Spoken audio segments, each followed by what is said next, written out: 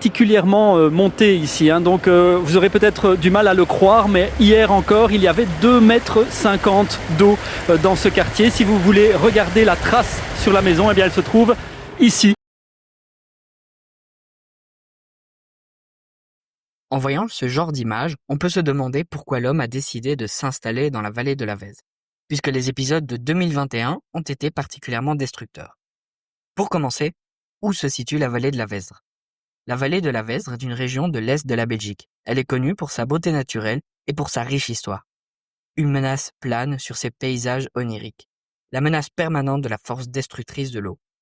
En juillet 2021, la vallée de la Vesdre a été touchée par de grandes inondations. Ces événements ont fait office de piqûre de rappel de la fragilité de l'équilibre entre l'homme et la nature. Située dans la province de Liège, en Belgique, la Vesdre est une rivière affluente de la Meuse, elle-même alimentée par plusieurs cours d'eau, dont la Gilep. Cours d'eau qui se déversent là-bas sont les pierres angulaires de la région, et ce, depuis des siècles. On retrouve des traces de l'installation de l'homme dans la vallée de la Vesdre dès la fin du Moyen-Âge.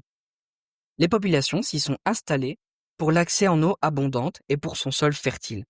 Pas encore de villes, mais des petits villages en hauteur, car déjà à l'époque, on avait conscience du danger des inondations.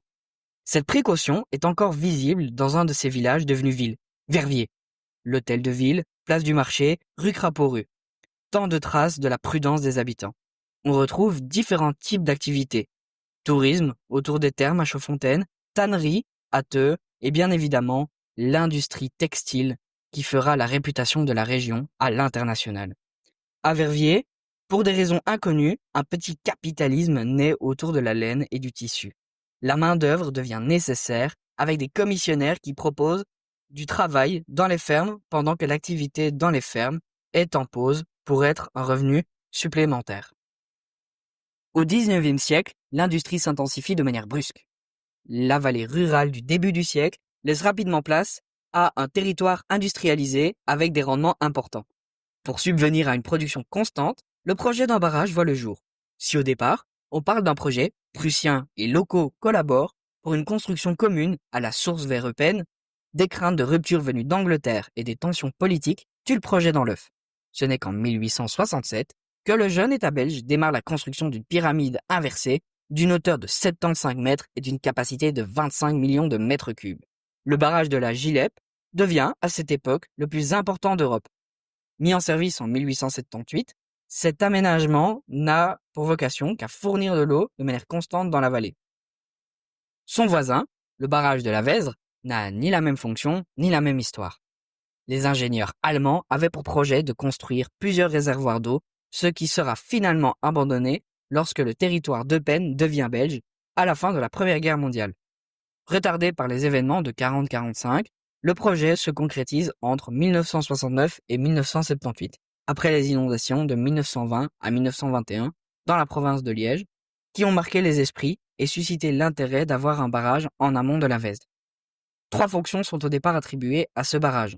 Réservoir d'eau pour réguler le débit et fournir les habitants en eau potable, production électrique par des turbines, ainsi que valoriser l'activité touristique de la région sous le projet Ardennes Bleu. Si le projet touristique ne prend pas, les 2 autres fonctions restent d'actualité encore aujourd'hui. Avec tous ces aménagements, on est en droit de se demander comment les inondations de 2021 ont pu être aussi destructrices. On a posé la question à Jean-Pierre Minguet, personnalité de la vallée, ayant été témoin direct des inondations. Mais j'ai vécu avec ma chair les inondations. Je devais aller me promener à Bâtisse. Et alors je vois ma collègue, elle voit que sa maison est en train d'être envahie par les eaux, habitant à Pépin-Esther. Je dis Jean-Pierre, tu oublies Bâtisse et tu retournes. J'arrive à Ouéguier, il y avait déjà de l'eau comme ça. J'ai traversé à la force du Jarret pour pouvoir arriver jusqu'à une petite bosse. Heureusement, ce n'était pas encore envahi. J'arrive au pont de Pépin-Esther. À 10 minutes près, je ne savais pas traverser le pont. C'était vraiment incroyable. Il y avait les gens qui étaient sur leurs décombres. Le problème, c'est que le lac de d'Eupen a été ouvert. L'aménagement est bien fait. Seulement de pierre. Mais ça, c'est un travail considérable qui doit être continu. Alors, autre chose, c'est que en aval de la Meuse, il y avait des portes qui étaient toujours fermées. Il n'y avait qu'une porte qui était ouverte au niveau de la gestion de l'eau. Il aurait fallu qu'elle soit toute ouverte. Alors à ce moment-là, il faut laisser partir l'eau. Il faut la laisser partir. C'est ça la solution. Si à 3 jours auparavant, ils avaient évacué petit à petit les eaux, s'ils n'avaient pas hésité, ça aurait été la même chose que sur l'Ourthe ou l'Amblève, où on oubliait tout. On ne prend pas 2 mètres d'eau en quelques heures. À Gilep, c'est à côté du barrage d'Eupen. On a dû aussi lâcher les eaux. On n'en a pas parlé.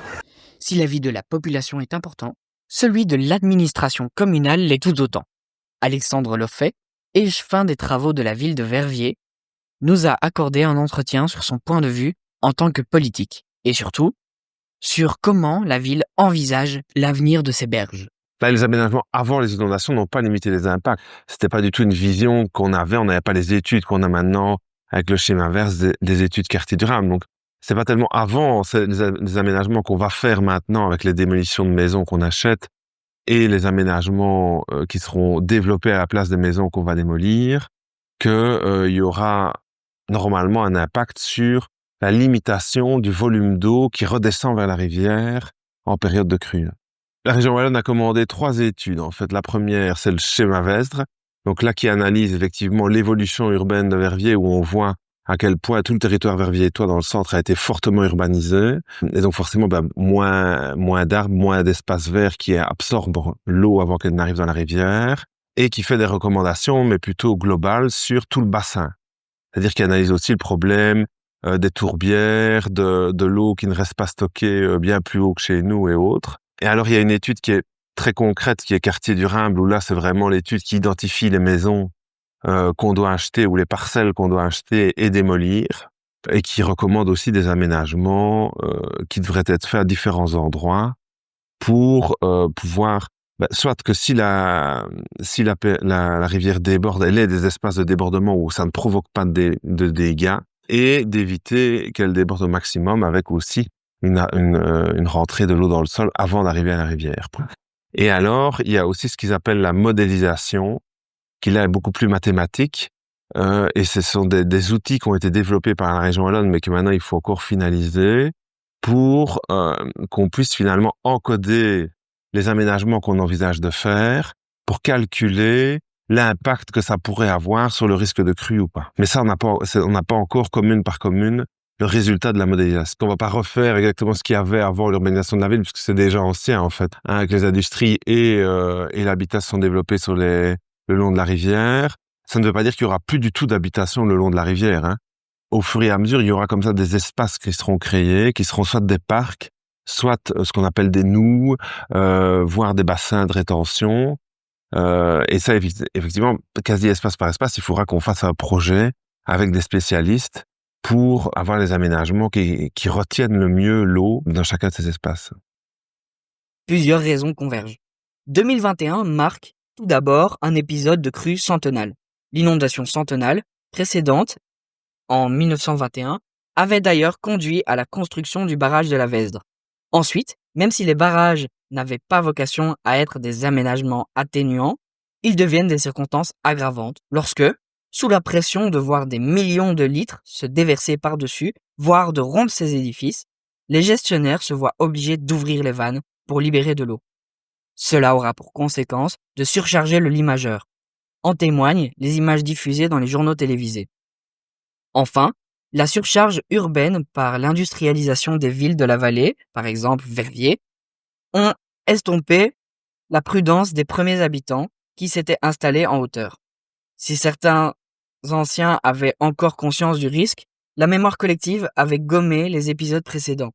Certes moins violents, mais tout aussi contraignants. Entre 1848 et 2021, on dénombre plus d'une centaine d'inondations dans la vallée de la Vesdre.